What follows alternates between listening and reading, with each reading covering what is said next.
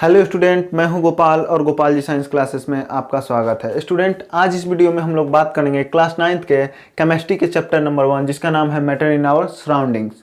Student, पिछले video में हम लोगों ने इसी चैप्टर के 24 नंबर टॉपिक तक देखा था और वह टॉपिक था कूलिंग इफेक्ट ऑफ इवापोरेशन या कूलिंग काउज बाय इवापोरेशन। वहाँ तक हम लोगों ने 24 नंबर टॉपिक तक देखा था। आज जो है हम लोग इसी चैप्टर के 25 नंबर टॉपिक देखेंगे और यह जो है टॉपिक है to show the presence of water vapour in air. That means दिखाना है कि एयर में जो है वाटर वेपर प्रेजेंट होता है। तो आइए हम लोग देखते हैं। तो वाटर वेपर जो है वह हमेशा जो है एयर में प्रेजेंट होता है। उसका मात्रा जो है अमाउंट वह अलग अलग हो सकता है according to season and according to temperature. जैसे गर्मी के दिनों में वाटर वेपर जो है कम मात्रा में, कम अमाउंट में मिक्स होता है एयर में।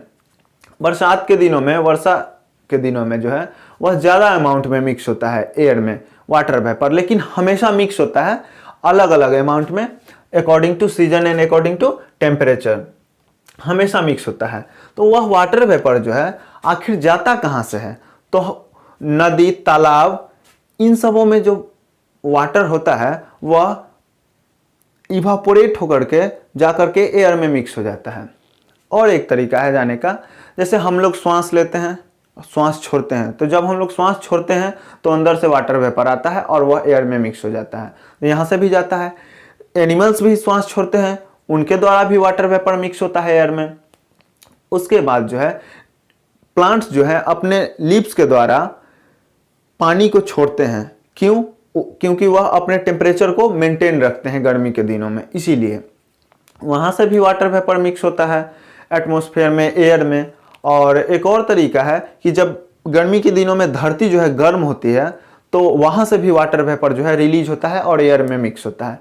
तो इतने साधन से जो है वाटर वेपर एयर में मिक्स होता है। तो अब हम लोग एक एक्सपेरिमेंट के सहायता से देखेंगे कि वाटर वेपर जो है वह एयर में मिक्स होता है। यही हमारा टॉपिक है कि दिखाना है हमें कि एयर में जो है वाटर वेपर मिक्स होता है। तो हम लोग सिंपल सा एक एक्सपेरिमेंट करेंगे। हम लोग एक स्टील का ग्लास ले लेंगे।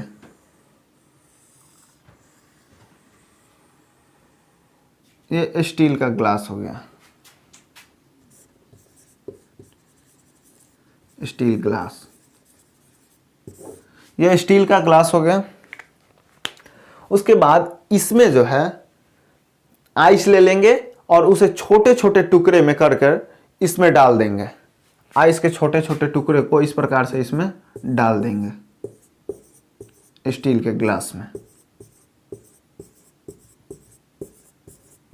डाल दिए, पूरा भर दिए। इसे भरने के बाद एक कपड़े की सहायता से इसके सरफेस को चारों तरफ से अच्छी तरह से हम लोग साफ कर देंगे।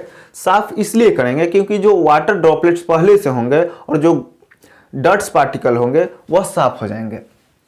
साफ करने के बाद इसे जो है खुले में 5 से 10 मिनट के लिए रख देते हैं। 5 से 10 मिनट बाद क्या होगा कि आप देखेंगे कि इसके सरफेस पे जो है वाटर ड्रॉपलेट्स इस प्रकार से जमा हो गया। इस प्रकार से जो है सभी जगह वाटर ड्रॉपलेट्स इस ग्लास के चारों तरफ जो है जमा हो जाते हैं। तो वाटर ड्रॉपलेट्स कैसे जमा हुए? जमा इसलिए हुए क्योंकि जब ये आइस है, आइस के कांटेक्ट में ग्लास था, ग्लास ठंडा हो गया, ठंडा सरफेस हो गया ग्लास।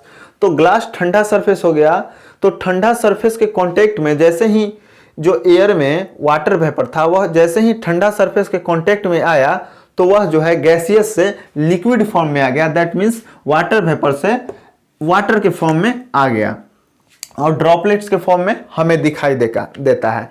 तो यह एक्सपेरिमेंट जो है प्रूफ करता है कि एयर में जो है हमेशा और हमेशा वाटर वेपर प्रेजेंट होता है।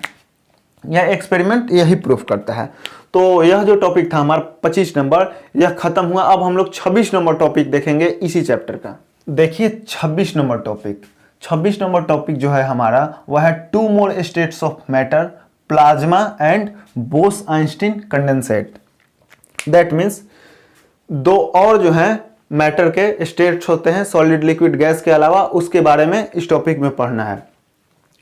तो पहले जो साइंटिस्ट थे उन लोगों ने सॉलिड, लिक्विड और गैस में बांटा मैटर को, 3 भागों में, 3 भागों में बांटा, सॉलिड पहला, दूसरा लिक्विड और तीसरा गैस में। लेकिन अब जो साइंटिस्ट हैं वह कह रहे हैं कि मैटर जो है वह 3 ही स्टेट में नहीं होता है, केवल वह जो है 5 स्टेट में होता है। तो पहले से तो सॉलिड, लिक्विड, गैस है ही, उसमें जो है आज के साइंटिस्ट लोग 2 और स्टेट को जोड़ते हैं और बताते हैं कि चौथा जो स्टेट है हमारे पास वह है प्लाज्मा, प्लाज्मा स्टेट। प्लाज्मा के बारे में ऐसा बताया जाता है कि प्लाज्मा जो है वह मैटर की जो है 4th स्टेट है। तो आपसे कोई पूछे कि मैटर का 4th स्टेट क्या है तो वह प्लाज्मा होता है।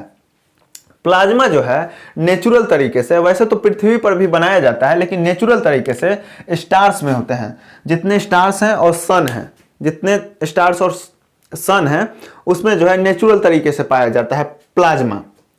प्लाज्मा होता क्या है, देखिए सन और स्टार्स, इनमें जो है बहुत ज्यादा अमाउंट में हीट होता है और हीट की वजह से क्या होता है कि वहां पे जो एटम्स होते हैं, एटम्स, ये एटम्स हैं मान लिए, तो एटम्स टूट जाते हैं, ये टूट गए हीट की वजह से, टेम्परेचर बहुत ज्यादा होने की वजह से एटम्स जो वहां प्रेजेंट होते हैं वह टूट जाते हैं और टूटने के बाद इनका इलेक्ट्रॉन जो है वह कुछ फ्री रह जाता है, कुछ फ्री, और कुछ इलेक्ट्रॉन यहां से निकल करके दूसरे एटम पे आकर के कवर कर देते हैं, दूसरे एटम में कवर अप हो जाते हैं।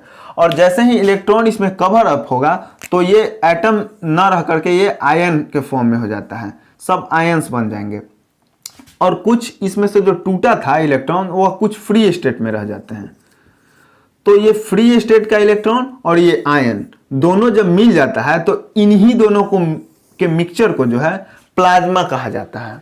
साइंटिस्ट लोग बोले कि यही दोनों जब मिल जाएगा, फ्री इलेक्ट्रॉन्स और जो आयंस है ये दोनों आपस में मिल जाएंगे तो इन्हीं के मिक्सचर को प्लाज्मा बोलेंगे। तो अगर आपसे कोई पूछे कि प्लाज्मा क्या है तो प्लाज्मा आप बताइएगा कि मैटर का 4th स्टेट होता है और यह जो है फ्री इलेक्ट्रॉन्स और आयंस का मिक्सचर होता है और यह जो है नेचुरल तरीका से यह सन और स्टार्स में पाया जाता है।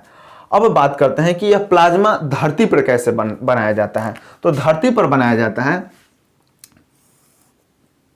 ग्लास का एक ट्यूब ले लिया जाता है और इसमें कोई गैस भर दिया जाता है, गैस भर गया और गैस भरने के बाद इसमें इसके जो है प्रेशर को लो कर दिया जाता है,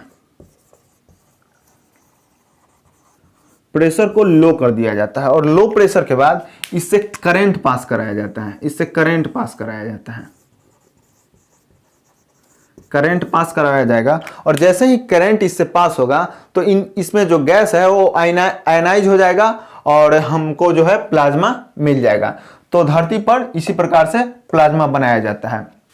इसका यूज कहाँ किया जाता है, तो धरती पे जो प्लाज्मा बनाया जाता है इसका यूज जो है ट्यूबलाइट्स में किया जाता है। पहले हम लोग CFL यूज करते थे बल्ब, अब तो LED आ गया है, लेकिन पहले जो है CFL बल्ब यूज करते थे हम लोग, तो वहां पे इसका ट्यूबलाइट में जो है प्रयोग किया जाता था।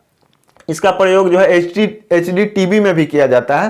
तो वहां पे जो है ट्यूबलाइट में चमक का कारण भी जो है प्लाज्मा ही होता है। तो कहीं क्वेश्चन आ जाए कि ट्यूबलाइट में चमक का कारण क्या होता है तो प्लाज्मा होता है, या यह भी क्वेश्चन आ जाए कि सूरज और तारों में चमक का कारण क्या होता है तो वहां पे भी प्लाज्मा ही होता है। तो यह जो था मैटर का 4th स्टेट था प्लाज्मा। अब हम लोग देखेंगे मैटर के 5th state, Bose-Einstein condensate. Scientist लोग बोले कि मैटर का जो है 5वां स्टेट भी होता है और 5वां स्टेट वो लोग बताएं कि बोस-आइंस्टीन कंडेंसेट होता है 5वां स्टेट। तो 1920 में इंडियन साइंटिस्ट थे एक, सत्येंद्र नाथ बोस।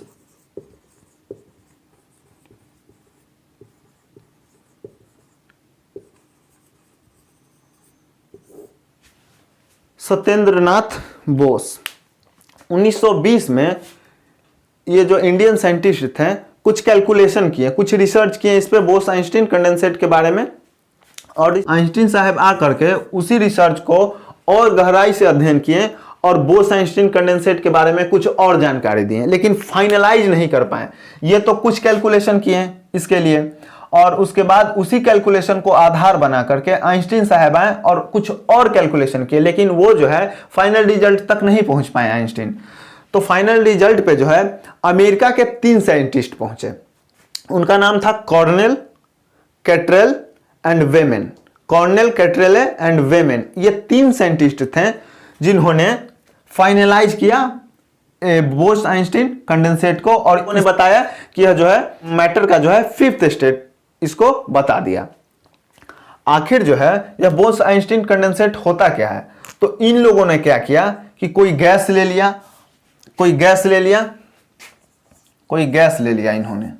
इन्होंने बोस-आइंस्टीन कंडेंसेट तैयार करने के लिए कॉर्नेल, कैट्रेल और वेमेन साहब ने गैस ले लिया, और गैस को क्या किया कि इसके डेंसिटी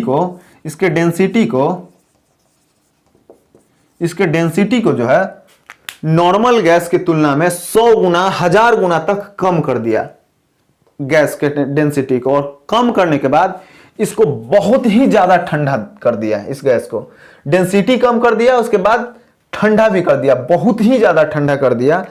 और ठंडा करने के बाद, डेंसिटी लो करने के बाद जब ठंडा किया, और ठंडा करने के बाद इसका नाम दे दिए बोस-आइंस्टीन कंडेंसेट। तो यह जो है मैटर का 5th स्टेट माना जाता है। इस प्रकार से जो है मैटर इन आवर सराउंडिंग जो चैप्टर है यह आपका समाप्त हुआ। इससे क्वेश्चन रिलेटेड जो है वह आप कीजिएगा, किसी भी बुक से कीजिएगा। ऐसा नहीं है कि एनसीईआरटी, एस चांद या प्रदीप, कोई भी बुक से आप बना सकते हैं। अगर आप मेरे वीडियोस देखे हैं तो कोई भी बुक से आप बनाइएगा तो दिक्कत नहीं होगा, यह मेरा वादा है आपसे। मान लिया अगर कहीं दिक्कत भी होता है तो आप कमेंट बॉक्स में जाकर के कमेंट कर सकते हैं।